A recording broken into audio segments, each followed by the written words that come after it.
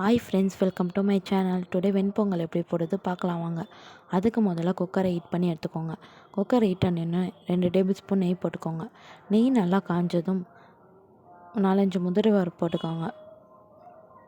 முந்திரி பருப்பு நல்லா வறுத்ததும் மிளகு 1 டேபிள் ஸ்பூன் ஆட் பண்ணிக்கோங்க. அதுக்கப்புறமா சீரகம் 1 டேபிள் ஸ்பூன் ஆட் பண்ணிக்கோங்க. இப்போ ரெண்டையும் சேர்த்து கிளறி விடுங்க லைட்டாக. அதுக்கப்புறம் நான் பாசி பருப்பு 1/2 கப் ஆட் பண்ணிக்கிட்டேன் ஃப்ரெண்ட்ஸ். இப்போ அதை நல்லா கிளறி விட்டேன் ஃப்ரெண்ட்ஸ். கிளற அந்த பருப்போட வாசனை வருது பாருங்கள் ஃப்ரெண்ட்ஸ். லைட்டாக கிளறி விட்டுகிட்டே இருங்க ஃப்ரெண்ட்ஸ்.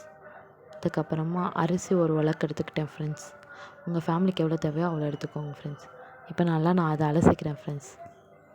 அலசுகிற கேப்பில் என் மக அழுதான்னு நான் சிங்கில் ஏற்றி உட்கார வச்சிட்டேன் பாருங்கள் ஃப்ரெண்ட்ஸ். இப்போ எவ்வளோ ஹாப்பியாக இருக்கான்னு.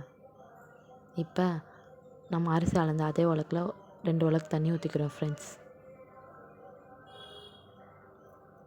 அதுக்கப்புறம் பருப்புக்கு தேவையான அளவு தண்ணி ஊற்றிக்கிறோம் ஃப்ரெண்ட்ஸ். அதுக்கப்புறம் தேவையான அளவு உப்பு போட்டுக்கோங்க ஃப்ரெண்ட்ஸ்.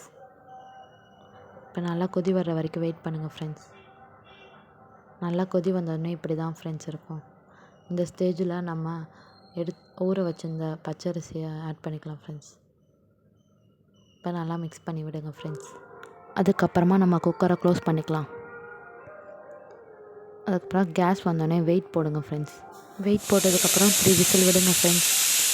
3 விசிலுக்கு அப்புறமா குக்கர் ஓப்பன் பண்ணால் ஃபைனலாக இதுதான் நம்ம பொங்கல். பாருங்கள் ஃப்ரெண்ட்ஸ் எவ்வளோ அழகாக இருக்குன்னு. சுட சுட பொங்கல், சாம்பார், சட்னி. வாங்க ஃப்ரெண்ட்ஸ் சாப்பிடலாம்.